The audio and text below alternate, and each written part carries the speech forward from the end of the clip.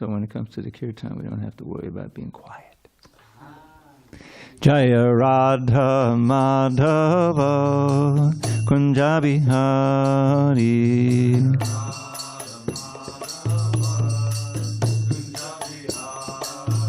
Jaya Radha Madhava Kunja Bihari.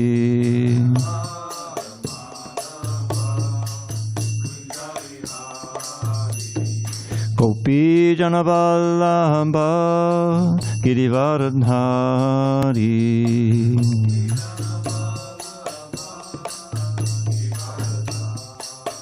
Jaya Gopi Janavallabha Girivardhari.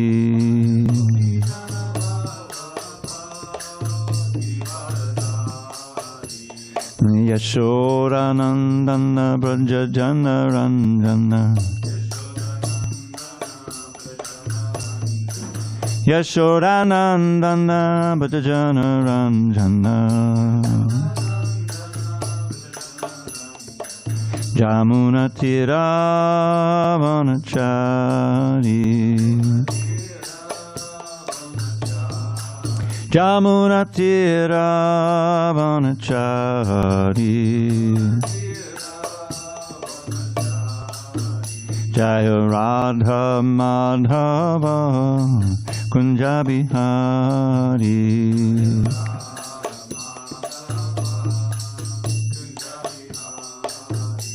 Hare Krishna, Hare Krishna, Krishna Krishna, Hare Hare, Hare Rama, Hare Rama, Rama Rama, Hare Hare.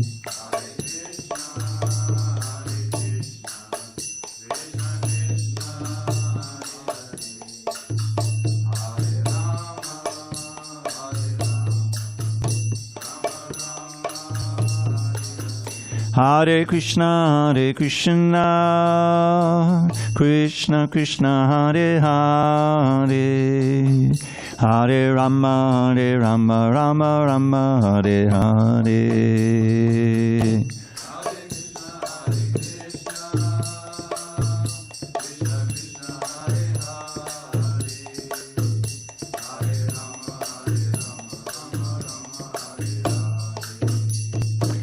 Jaya Radha Madhava Kunja Bihari.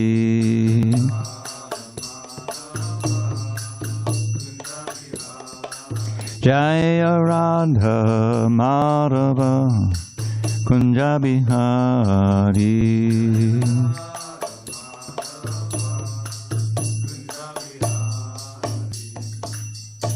Jaya Mr. Pad Paramahamsa, Padavajaka Ashtotar Sri Srimad, His Divine Grace, Srila A.C. Bhaktivedanta Swami Prabhupada Ki Jai. ISKCON BBT Founder Acharya Srila Prabhupada Ki Jai. Jai Om Vishnupad Paramahamsa, Padavajaka Ashtotar Sri Srimad, His Divine Grace, Srila Bhakti Siddhanta Saraswati Thakur Ki Jai. Ananta Koti Vaishnavinda Ki Jai. Namacharya Srila Haridas Thakur Ki Jai. Srimad Bhagavad Gita Ki Jai, Samaveda Bhakta Vrinda Ki Jai. All glories to the assembled devotees. All glories to the assembled devotees. All glories to the assembled devotees. All glories to Sri Guru and Gauranga. Okay. Om Namo Bhagavate Vasudevaya. Om Namo Bhagavate Vasudevaya. Om Namo Bhagavate Vasudevaya.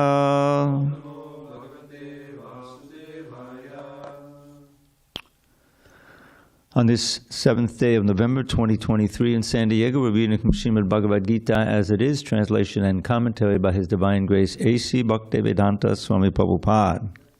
And we are at the end of chapter 2. Contents of the Gita summarized, page 136, text 72.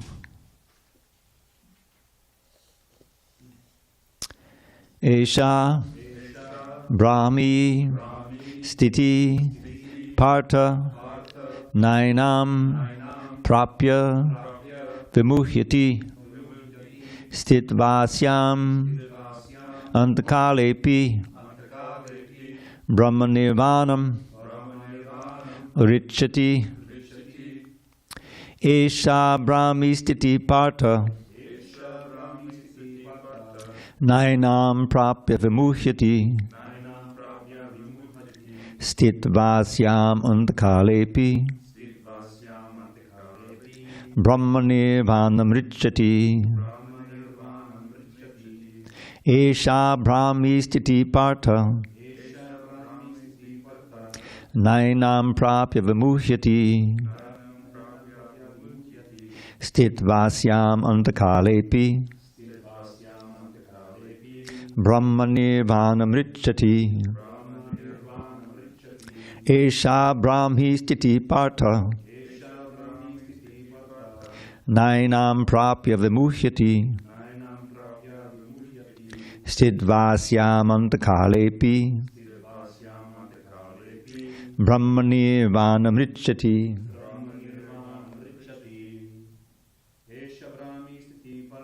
Esha brahmi stiti partha nainam prapya vimuhyati stitvasyam antakalepi brahma nirvanam richati. Chat. Esha brahmi stiti partha vimuhyati nainam prapya vimuhyati stitvasyam antakalepi brahma nirvanam richati. Manaji?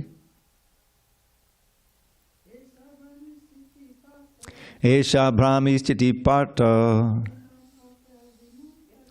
nainam prapya vimuhyati stitvasyam antakalepi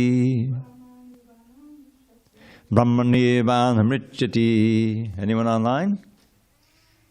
No. Esha, this Brahmi, spiritual, stiti, situation, partha, O son of Pritha. Na, never, enam, this, prapya, achieving, vimuhyati, one is bewildered. Stitva, being situated, asyam, in this, andakale, at the end of life. Api, also, Brahma Nirvanam, the spiritual kingdom of God. Richati, one attains. That is the way of the spiritual and godly life, after attaining which a man is not bewildered. If one is thus situated even at the hour of death, one can enter into the kingdom of God. Purport. One can attain Krishna consciousness or divine life at once, within a second, or one may not attain such a state of life even after millions of births. It is only... Oh, I'm sorry. Let me read the translation again. That is the way of the spiritual and godly life, after attaining which a man is not bewildered. If one is thus situated, even at the hour of death, one can enter into the kingdom of God. Purport. One can attain Krishna consciousness or divine life at once, within a second, or one may not attain such a state of life even after millions of births. It is only a matter of understanding and accepting the fact. Katvanga Maharaj attained this state of life just a few minutes before his death by surrendering unto Krishna. Nirvana means ending the process of materialistic life. According to Buddhist philosophy, there is only void after the completion of this material life. But the Bhagavad Gita teaches differently. Actual life begins after the completion of this material life. For the gross materialist, it is sufficient to know that one has to end this materialistic way of life. But for persons who are spiritually advanced, there is another life after this materialistic life. Before ending this life, if one unfortunately becomes Krishna conscious, he at once attains the stage of Brahma Nirvana. There is no difference between the kingdom of God and the devotional service of the Lord. Since both of them are on the absolute plane, to be engaged in the transcendental loving service of the Lord is to have attained the spiritual kingdom. In the material world, there are activities of sense gratification, whereas in the spiritual world, there are activities of Krishna consciousness. Attainment of Krishna consciousness, even during this life, is immediate attainment of Brahman. And one who is situated in Krishna consciousness has certainly already entered into the kingdom of God. Brahman is just the opposite of matter. Therefore, Brahmi Sthiti means not on the platform of material activities. Devotional service of the Lord is accepted in the Bhagavad Gita as the liberated stage. Sagunan samatitjaitan brahma bhuyaya kalpate. Therefore, Brahmi Sthiti is liberation from material bondage. Srila Bhaktivinoda Thakur has summarized this second chapter of the Bhagavad Gita as being the contents for the whole text. In the Bhagavad Gita, the subject matters are Karma Yoga, Jnana Yoga, and Bhakti Yoga. In the second chapter, Karma Yoga and Jnana Yoga have been clearly discussed, and a glimpse of Bhakti Yoga has also been given as the contents for the complete text. Thus end the Bhaktivedanta purports to the second chapter of the Srimad Bhagavad Gita in the matter of its contents. Okay, so I think we're going to just go back to the previous verse, because as you notice, he says that is the way of the spiritual and godly life. So what is that way? He's described it in text 71. A person who has given up all desires for sense gratification, who lives free from desires, who has given up all sense of proprietorship and is devoid of false ego, he alone can attain real peace. So this is a preliminary understanding of what the fruits of Krishna consciousness are.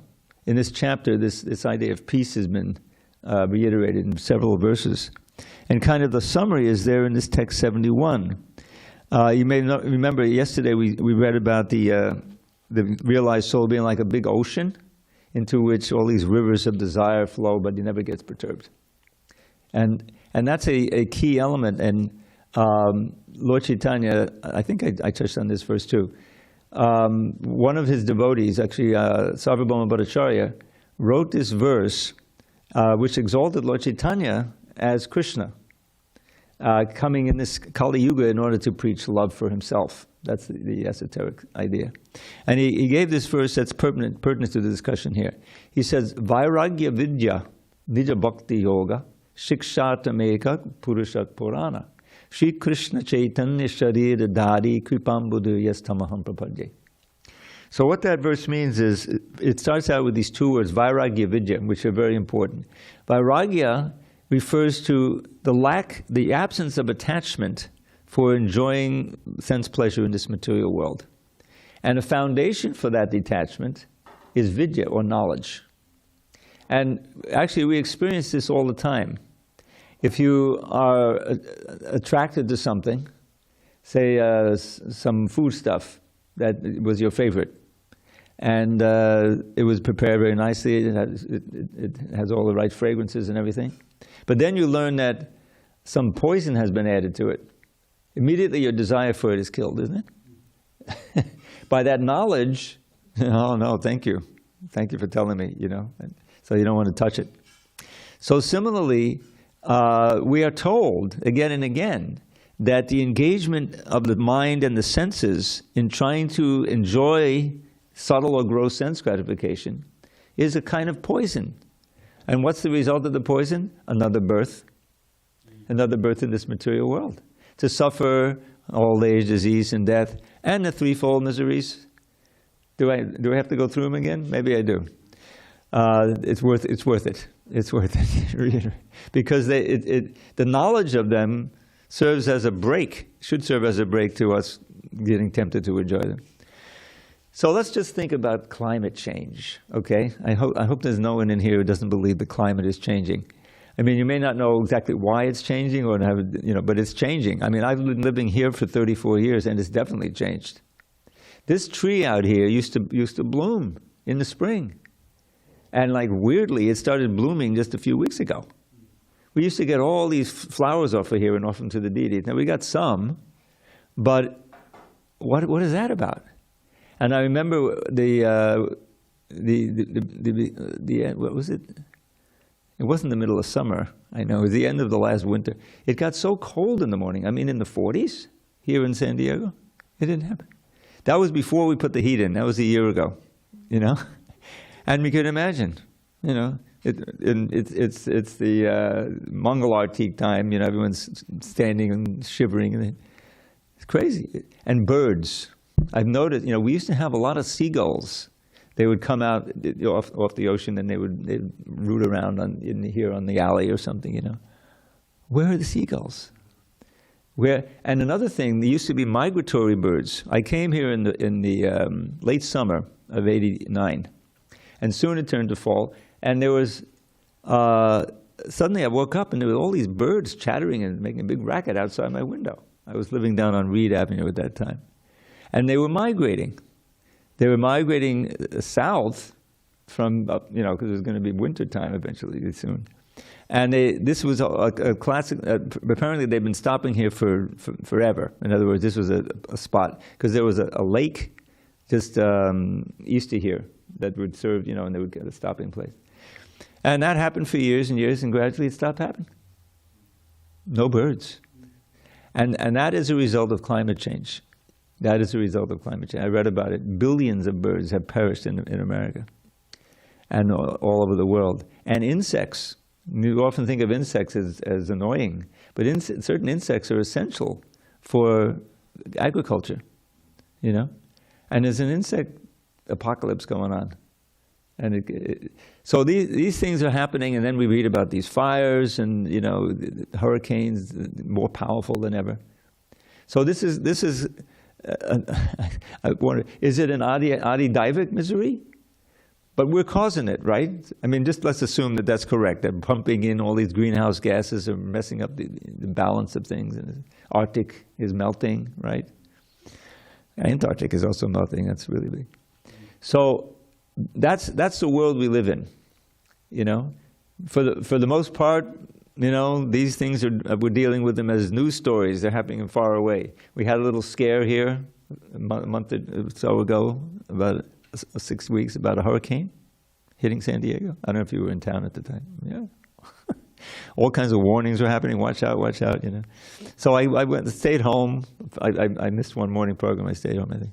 Looked out the window. Yeah, it's raining. It's not pouring. It's like a drizzle out there, And it was more or less a false alarm here. But not in other places. I mean, Acapulco and Hawaii, places you don't hear, get devastated by these things. So this is the world we live in. If it's not that, it's something else. Here you have this war about to happen. Millions and millions died in this war. It was disastrous. It was a tremendous thing. Now, the purpose of it was to reinstate Dharma in the world. So there's a logic to it. And because Krishna was involved and Krishna's on the battlefield, whoever dies in the battlefield gets a much better birth. So there's a kind of silver lining to a lot of it all, But the point is that someone who's intelligent and looks at material life as what it is would say, all right, it's a struggle, and there's a lot of downside to it. And when you hear this philosophy that it's not the only kind of existence that is available. In other words, it's not that life is just a big struggle and then you can get some pleasure out of it and then you die and that's the end. That's ignorance. The very first lesson in this chapter, because this is the chapter where Krishna starts speaking as the ultimate guru. The first lesson is you don't die. You have many births, but you do not die. None of these. Arjuna is wondering about all these people dying, especially people he's loving. And it's not that we're cavalier about killing people, but it's the point is in our own life. First, to look at our own, that we have a huge past and a huge future. This life that we're leading now is a small chapter in a very long book, rather than the whole book, right? So that should immediately change, or challenge at least, our priorities that we had up to this point. Because no matter what we achieve in this life, it ends with death. And we learn, according to the activities we perform, how well they are in tune with the ultimate dharma of the world that's set by Krishna. That will determine whether we even get a human life in the next birth. And just think of what that's like, living the life. I'm taking this little walk up my street, Don't put it on the floor. Just put it on the sacred words you're trying to give. So I was taking a little different route that I do, and I'm going up, and I'm walking, peacefully chanting, And suddenly these dogs are barking, They're behind a fence, and they're trained to, that anything strange. So I was strange, and they're barking like crazy, And so I just kept walking, and then eventually they stopped, But what a life that is, the dog's life. You don't really have much consciousness, and you kind of reflexively react to anything strange. It's just like, and that we can be that. We have been that. This is part of the philosophy. We've come up through the species. And so really what the book should do, and Prabhupada does it in its purports, of course, is we should treasure this opportunity, the human form of life, which we can understand these esoteric things that are not obvious. You need instruction in them. That we're eternal. We've had many lives before. We'll have future life. This human life is a chance to act in such a way that we don't have to take birth again. That's the promise. That Brahma Nirvana that he's speaking about, that's one of the words that means liberation.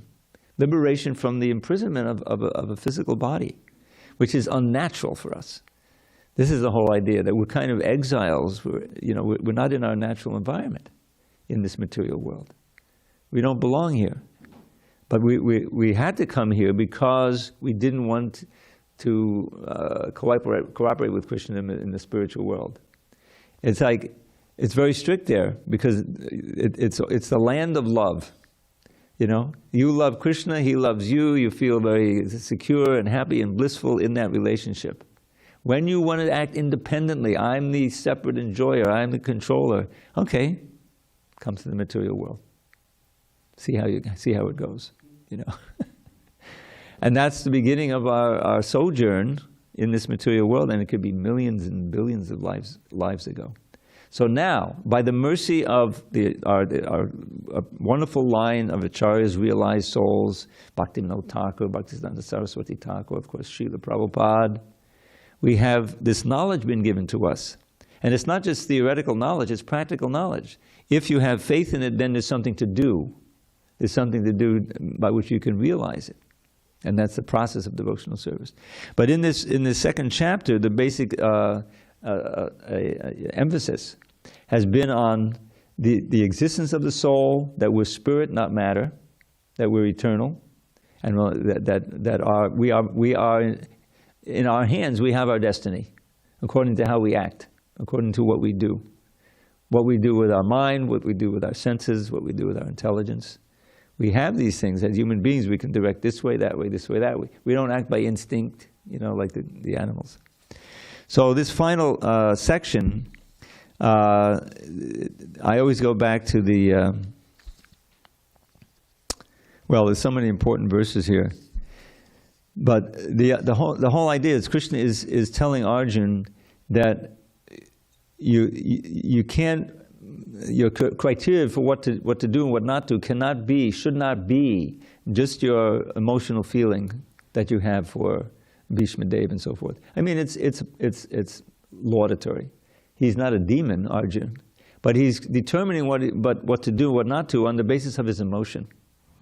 You see, but there's something transcendental to that. There's something beyond that, and that's the bigger picture. That Bhishma is not going to die. Drona is not going to die. They're going to be exalted. Bhishma Dev, he was a great devotee. He's so great that he's one of the 12 authorities for Krishna consciousness in the world. They're called Mahajans. Svayambhu, Narada Shambhu, Komara, Kapilo Manu, Prahlado, Janaka Bhishma, Bali-Bayasaki Vayam. So who are these great authorities? Swayambhu, that's Brahma, the self-born. Narada Muni. Narada Muni is so exalted, he can go anywhere, he goes to the spiritual world. Every canto he comes in. And he speaks just according to the candidate, to give them just what they need. Well, he converts a hunter into being a hunter who he met, he's wandering in the forest, and he sees these animals writhing in agony. They've been shot through but not killed, half killed. He goes on and on. Finally he sees a hunter, and he says, "Are you responsible for this?" Yes, my father trained me in that way, Why? I don't know, to keep them fresh, I don't know. But it's horrible. Okay, you be a hunter, but at least kill them. Well, I was trained this way. So Narada Muni says, you're headed toward a very dark future for this, But you can be saved. And he recognizes Narada as a great saint. First he offers him, did you want some deer skins to sit on or something? I can give you. No, I don't want any deer. So this hunter, he realizes that he's in trouble. So he said, what can I do? Okay, you give this up, and just start chanting Hare Krishna. I will provide all your necessities. First he says, well, how am I going to live? I will send all the food you need and everything. So he takes him up on it. He becomes a devotee, this hunter. And Narada Muni comes back in a few months with his friend, Parvat Muni, I think it is. And so they see the hunter from afar. He's living in a hut with his wife, and he's chanting Hare Krishna. And so he sees Narada, and he starts waving his chadar, to greet him, and he's bowing down. But he's not just bowing down, he's taking the chadar and whisking the thing before he... So when he finally comes to him, he said, what are you doing? And we saw that you were bowing down, that's very good, but what were you... Well, I was making sure that there was no ants there, because I didn't want to hurt the ants, So this is where he came from tormenting the animals to not even wanting hurting an ant. And you can see that with devotees. We have summertime, the bugs get in here, and we're going around Tulsi chanting and say, watch out, let's get the bug and go put him in the garden, We had a cat here for years. They gave him the name Narada Muni. I said, you can't name him Narada Muni. That was it. It stuck. And he loved kheer. Cats and milk, So kheer is concentrated milk, sweet. They make it every morning, Mahaprasad. So I would get a little and put it on a leaf, and there he would come and take it. What a fortunate cat, to be able to eat Mahaprasadam every day. Not an ordinary cat. So the idea is that we need to broaden our perspective on our life and see that we're very, very fortunate. Forget about the lottery. It's crazy. I walk around the block sometimes. It's up to $1 billion. They never used to go to $1 billion. It's crazy. The odds are 10 billion to 1 that you'll win, but it's $1 billion. Anyway, we've already hit the lottery. Just the fact that you're a little bit interested in Bhagavad Gita is like fantastic. It'll always stay with you, even if that's all you do. That's part of the lesson of this chapter. One of the most important verses that's encouraging. He says, Neha bhikramanashosti pratyavayo navidyate svopamapyasya dharmasa trayate mahato bayat. He says, on this path of Krishna consciousness, there's no loss and there's no diminution. Now, anything in the material world, there's always loss and there's always diminution. You may be a multi-billionaire, you may be the king of the world, whatever it is. But when you get sick and die, you leave that behind and you go, who knows where you go. There's a great loss and great diminution. But Krishna consciousness, because it's spiritual, because you take it with you. Even if you just do 1%, Prabhupada said you start from 2% the next life. So that's the thing. And then he said a little advancement on this path. Little, not alpam. Alpam means little, but su-alpam means very tiny. I heard Hare Krishna one day when I was walking downtown 30 years ago. That's your little alpa. That's in your bank account. So it saves you from the most fearful type of danger, which is to lose the human form of life. To act in such a way, so sinfully, and we're surrounded by people who are doing it, that you have no tinge of Krishna consciousness or anything, and you can easily go down to the dogs. Again, we've been there. It's just dependent on your consciousness and your karma. So that's very encouraging.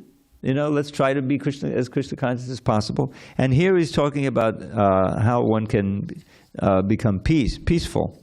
So just to backtrack a little bit, we studied that verse, apuriyamana matala pratistam, comparing the realized souls to like big ocean, Pacific Ocean. The Pacific Ocean is perfectly named, peaceful. Even though there's so many rivers coming into the Pacific Ocean, it stays the same level, peaceful, because it's so large. So the mind, text 70, a person who is not disturbed by the incessant flow of desires.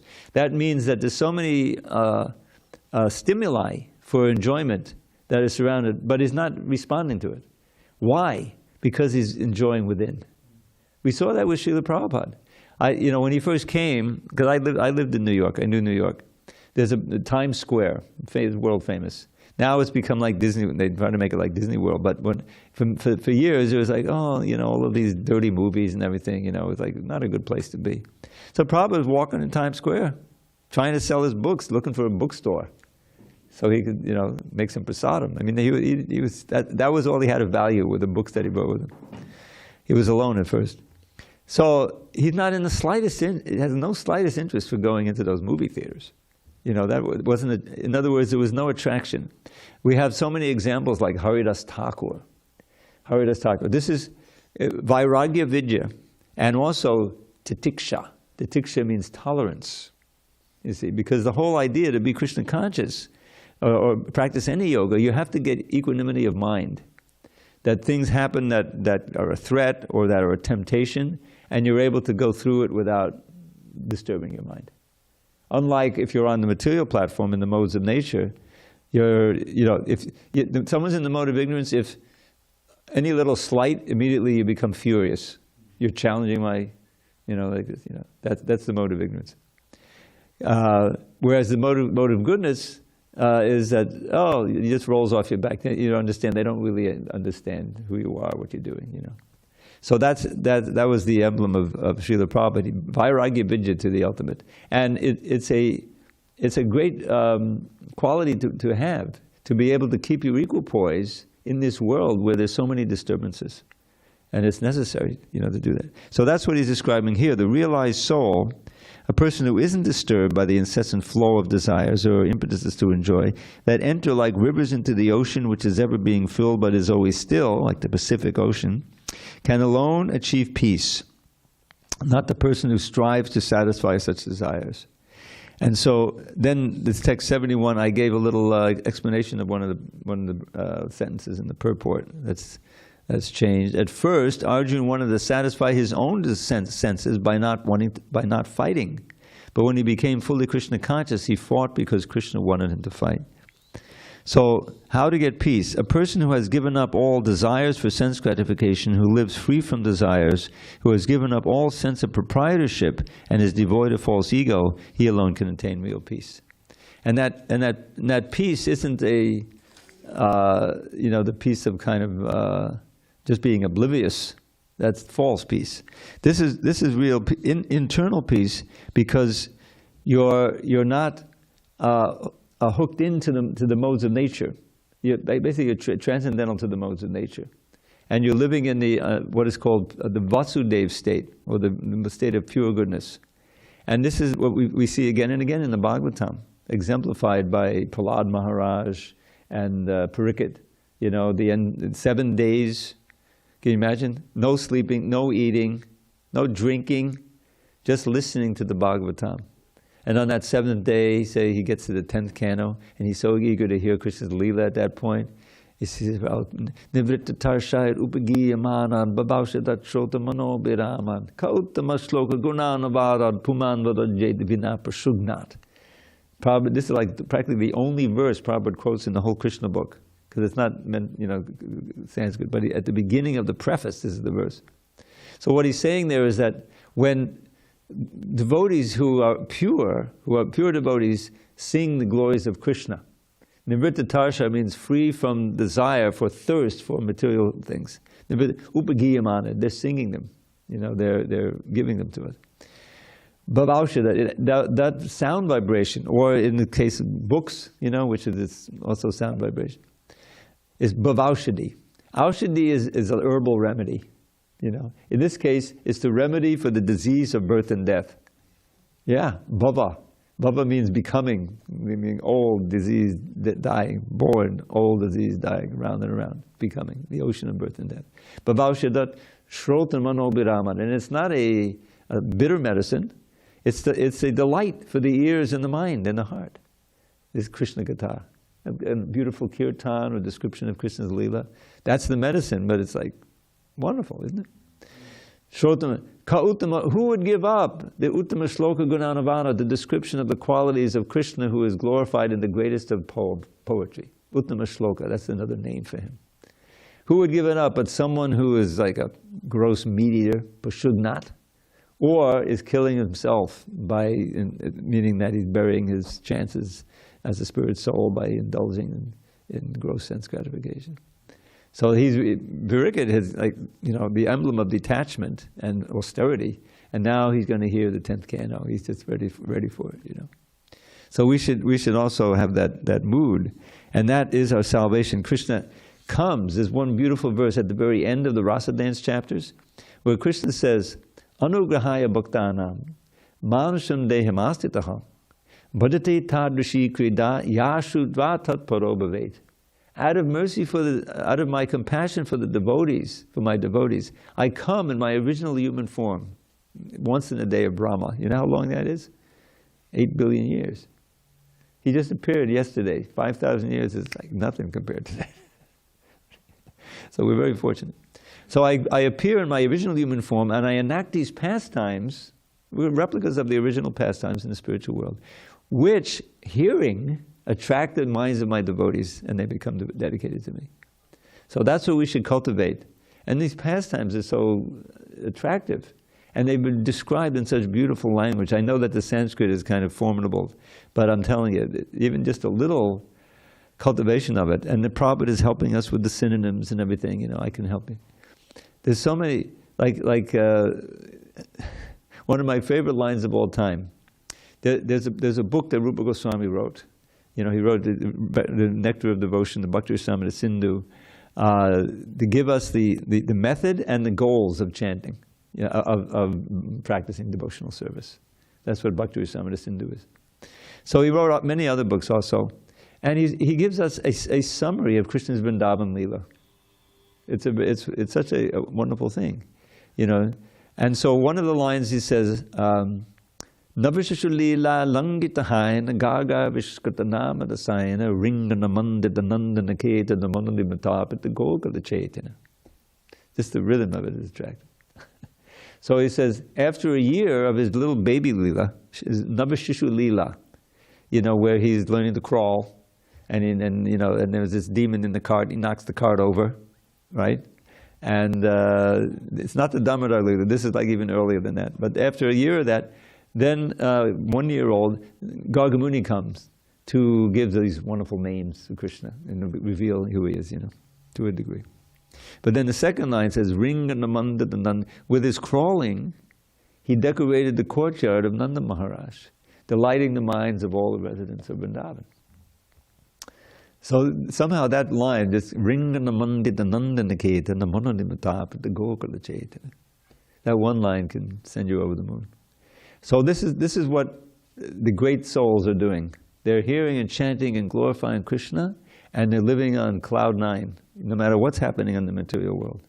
And if you die in that state, you go back to the spiritual world for an eternal life of bliss and knowledge. So this is what we strive for. And in these last two verses, Krishna is describing the state of one who has transcended. Vihaya kaman yaksavan, giving up all the lusty desires. Pumancharari nispraha, living free of that. Nirmamo narahankara sashanti managachati. Nothing is mine. No, I don't have this false ego that I am separate from God, that I'm a controller and enjoyer. This way one can attain peace. But of course, this is a negative definition. You give up all desire for sin, but you don't give up all desires. You cultivate this ardent desire to serve Krishna, to hear about Krishna. There's a wonderful verse by Ramananda Roy. Those who have read Chaitanya Charitamrita, Ramananda Roy was an intimate associate of Lord Chaitanya. And he was like, from the outside, he was a governor, householder, renunciant. But he was a real connoisseur of the highest levels of devotional service, the gopis' relation to Krishna, So Lord Chaitanya sought him out when he went in South India, and he said, quit your job and you come to Jagannath Puri and stay with me. And he did quit his job, and he got a full pension from the king, because the king was also a devotee. He'd been converted, Prataparuja. He said, yeah, sure, you stay with Lord Chaitanya. So he wrote this verse. And it's interesting because the first line of the verse, Prabhupada took it and he translated it as Krishna consciousness. That's where the phrase Krishna consciousness. Krishna bhakti rasa bhavitamati kriyatam jhandikato pilabhyate tattva laulyam api mulyam ekalam janmakoti sukatayana labhyate. So Krishna bhakti, right, devotion to Krishna, rasa. Rasa is the thing, is the emotional experience of relating with Krishna in a loving relation. Bhavitamati, the mind absorbed in the rasa of serving Krishna in a specific way. That's what Krishna Bhakti. And Prabhupada took that line and said, Krishna consciousness. That's Krishna consciousness. So this pure Krishna consciousness, intense love for Krishna, manifested in pure devotion in all kinds of wonderful ways. You should buy it. If you can find it in the marketplace, you should buy it. So Krishna Bhagavad Bhavati Kriyatam means buy. Yadikatopi labhyate, if you can find it. And what's the price? Tattva laulyam. Prabhupada said, Tattva laulyam api mulyam. Mulyam is the price, and laulyam is what it is. Laulyam means greed. You have to have a strong desire for it. So cultivating that desire is what sadhana bhakti is all about. It's all a question of desire. Our desires are, in the conditioned state, all involved with our own ego and our senses and developing and trying to enjoy in many different ways. That keeps you bound here. That is compared to knots in the heart. You're tying all these knots, and they at the time of death they take you to your next body. That's not going to help us. That's suffering. But by purifying the desire, by surrendering, by agreeing to be trained, just like Arjuna is, to sometimes make a radical change in your life. That's what it takes. Kapila Deva is describing to his mother what bhakti is, and who are the sadhus? Who are the real sadhus? Because you want to try to associate with sadhus. Sadhu sangha, sarva shastra koi. Even a moment can give you perfection. So he describes what the bhakti is. He says, Mayananyena bhavena bhaktim kurvanti yedvidham. He's describing one of the root cause of how the sadhus manifest their sadhu qualities, which are tolerance, mercy, having no enmity toward others, being free of material desire like that. It's free from becoming devotees. So what do devotees do? Maya nannena bhavena bhaktim kurvanti yedvidham. They practice with great determination, dvidham, this one-pointed devotion to me. Kapila Deva is an incarnation of Krishna. Ananyena bhavena bhaktim kurvanti yedvidham. And what are the symptoms of that? Matkote tyakta karmanas, tyakta swajana bandhava. For my sake, they'll give up any activity, and even if it's an impediment, their relationships with their friends and family. If they're strong impediments, and sometimes they are, especially in Kali Yuga. So what do? How do they enjoy? Marashya katam rishta shinvanti katayanti cha tapanti bhavadastapanaitadman kata chetasa. Marashya here means the sounds that have taken shelter of Krishna, sounds in relation to God, they hear and chant. Shinvanti, Marashya katam rishta shinvanti katayanti cha. Katayanti. So they're hearing and chanting wonderful vibrations about me, and because of that their minds become absorbed in me, and they don't even suffer very much anymore from the material miseries, because their minds are on me. It's all a question of where the mind is. And then he goes on and he says, Manashya Kata Mishta. I think that at that point then at that point he says, then you have to search out these great souls, O mother. He's preaching to his mother. And you will be able, by their association, to negate all of the bad effects of your previous bad association. So it's just like, it's a process of purification like that. And then comes the key verse of the whole Bhagavatam, which practically describes the Hare Krishna movement. Satam prasangan mama virya sambido pavanti ritkarna rasayana katha Tajoshanara Swapavarga Vartmani Shraddha Rati Bhakta Ranukramishiti. So Satam Prasangan means meaningful, prolonged association with the sadhus. Because what are you going to do? You're going to hear Mama Virya Samvido. Kabila said, you'll hear the powerful descriptions of my activities, qualities, namely. Mama Virya Samvido. Which is not a bitter medicine, but bhavanti rit kana rasayana kata. It's like a life-giving elixir for the heart and the ear, enlivening. Satam Basang Mama Virya Sam bhavanti rit, heart, karna, rasayana kata. And this Tadjoshana, this is a practice of yoga. It's the easiest practice. Sitting here, I'm not saying anything that's against the Shastra, And the kirtan, which is the essence of all hearing and chanting, right? It's Satam Prasanga. So what's the result of this? He says, first he says, Tadjoshana, applying this process of coming together and glorifying me and hearing, Tadjoshana ashu apavargavartmani, quickly, this path of liberation, apavargavartmani. Prabhupada would explain this. I'm not going to get into apavarga, but apavarga means liberation. The path of liberation. Following this process, you develop three things, step by step. Shraddha, faith. Your faith is increased because you're realizing, you're experiencing the pleasure, you're experiencing the peace, you're experiencing the joy. So that faith increases. Shraddha, rati, and bhakti. Rati means attraction. Bhakti here means pure devotion. Bhakti means anukramashati, step by step. So this is Lord Chaitanya's gift.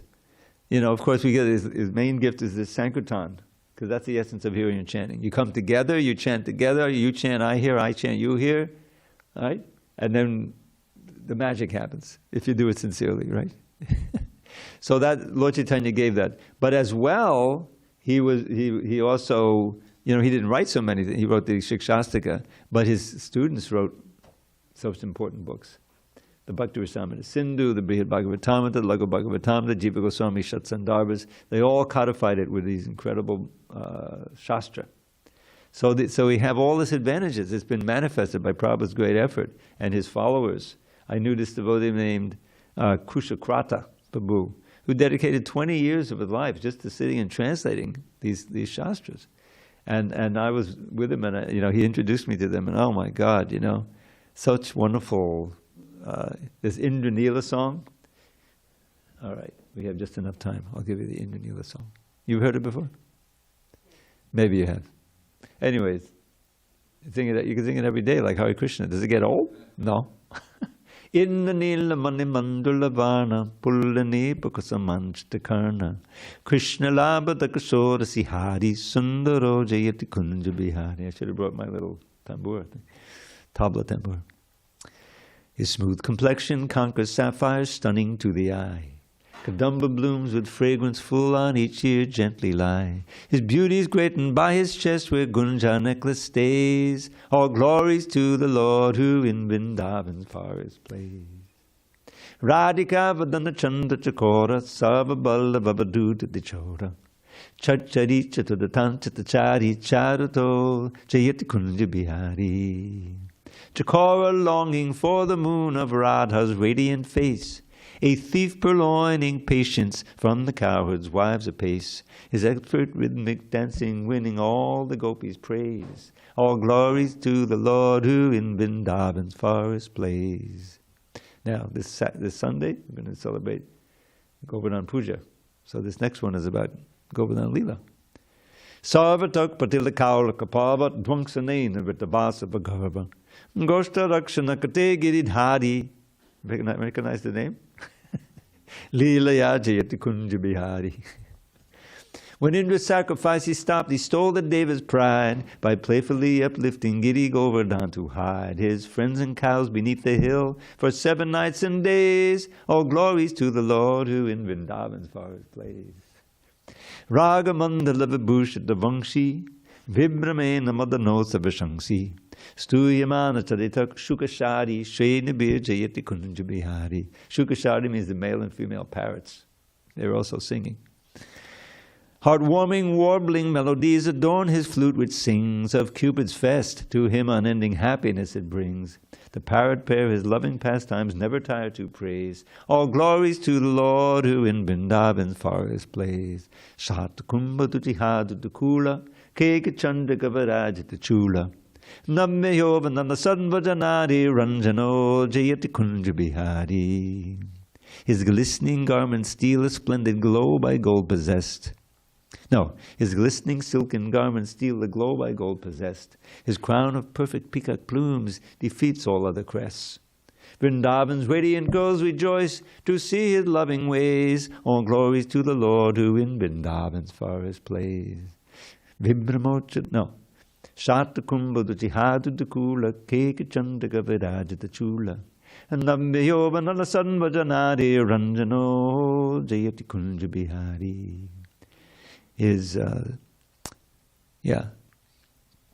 most fragrant sandal paste anoints his limbs so slightly blue. Splendid golden belt adorns his waist, he's likened to an elephant bound by the ropes of Radha's winning ways. All glories to the Lord who in Vrindavan's forest plays. Goldadata Tilakodra Labhala, Keli Chanchalita Champakamala, Advikanda the Grihesha Bisadi, Subhravam Jayati Kunja Bihari. His forehead glows with golden tilak skillfully applied. His playful pastimes swing his champakarlan side to side. He meets the gorgeous gopis for their rendezvous in caves. All glories to the Lord who in Vrindavan's forest plays. Vibramocha Dadagantan and Richa, Chipta Gopa Lalanaka Lakricha, Brahma Matta Vishabhanu Kumari Nagaro, Jayati Kunja Bihari. Their work ignored, the coward's wives are nearly paralyzed when dancing glances strike them from the corners of his eyes. Ecstatic hero, setting love-mad Radha's heart ablaze. All glories to the Lord who in Vrindavan's forest plays. Now, the Palashruti. Palashruti means the fruit you get from hearing it. Ashtakam Madhukunda Bihari, Kridayapatati Hakilahari, Sapriyata Bilasatpada Bhagam Tasapada Kamalachana Ragam. The pastime that the Lord enjoys in Braja's sylvan bowers enhance this octave's beauty and pour forth pure nectar showers. Whoever hears these verses soon acquires saintly traits and serves at luscious lotus feet with love that ne'er abates. Gaur Premanandi Hari Hari Bo. So I didn't have my hurdy-gurdy, but... So that's just one drop in the ocean of ashtakas.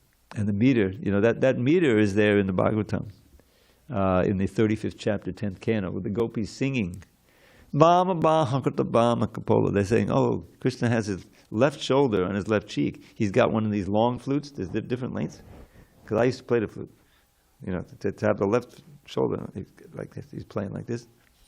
And when he plays, the goddesses flying in the airplanes with their husbands, they become attracted. They say, oh, let's go hear that flute. And they're embarrassed because they're becoming attracted to Krishna. They're sitting next to their husbands, right in the airplane. But then Vishwanath Chakravarti, he writes a comment, I think he says, oh, the husbands are also really embarrassed because they're also becoming attracted to Krishna. That's right, amazing. Anyway, there's an ocean of nectar there, and we just have to drink it and give it out. And then we'll personify this verse.